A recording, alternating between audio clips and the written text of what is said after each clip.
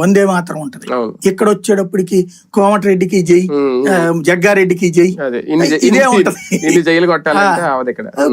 BRS లో same, BRS లీడర్లు అయినా ఇటు పక్కన బీజేపీకి వచ్చిన సేమ్ ఉంటది. అక్కడ వాళ్ళు అనుభవించే స్వేచ్ఛ బీజేపీలో ఉండదు. ఈజీగా చెప్పాలంటే ఇది కార్పొరేట్ ఆఫీస్, ఇది గవర్నమెంట్ ఆఫీస్. గవర్నమెంట్ ఆఫీస్ లో మాస్, ఎంఎన్సీలోకి వచ్చేటప్పటికి welcome, hey how are you, ఈ టైప్ ఉంటది. ఇది ఇక్కడ కుదరట్లా. దాన్ని కోఆర్డినేట్ చేసే బాధ్యత రామచంద్రరావు గారు తీసుకోవాలి. ఇప్పుడు ఆయన వాస్తవంగా మొన్నటిదాకా లేట్ చేశారు ఆయనదే, వచ్చాక ఆయనతో ఇంకా సమన్వయం అవుతున్నట్లేరు వీళ్ళు.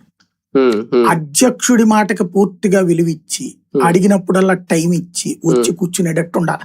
సరే, ఎగ్జిట్ పోల్స్ కూడా బీజేపీ గురించి ముందుగా అంత గొప్పగా ఏం చెప్పలేదు. మహా అయితే అంటే డిపాజిట్లు రావని అయితే చెప్పలేదు, కానీ అంతకు మించి దారుణమైన పత్రం అనుకోవాలి ఇది ఎగ్జిట్ పోల్స్. అంటే నేను అనుకోవడం 10% అన్న వస్తుంది అనుకున్నాను. 8.5 అనేది నేను ఎక్స్పెక్ట్ చేయలేదు, 1.5 తగ్గింది. నా ఎక్స్పెక్టేషన్ 10 అక్కడ బీజేపీ. ఎందుకంటే వీళ్ళిద్దరూ టగ్ ఆఫ్ వార్ నడుస్తున్నారు. బీజేపీ చివరిలో బండి సంజయ్ వచ్చి కాస్త హడావిడి చేయడం బట్టి ఆ కొద్దిగా వచ్చిందేమో అనుకుంటా నేను.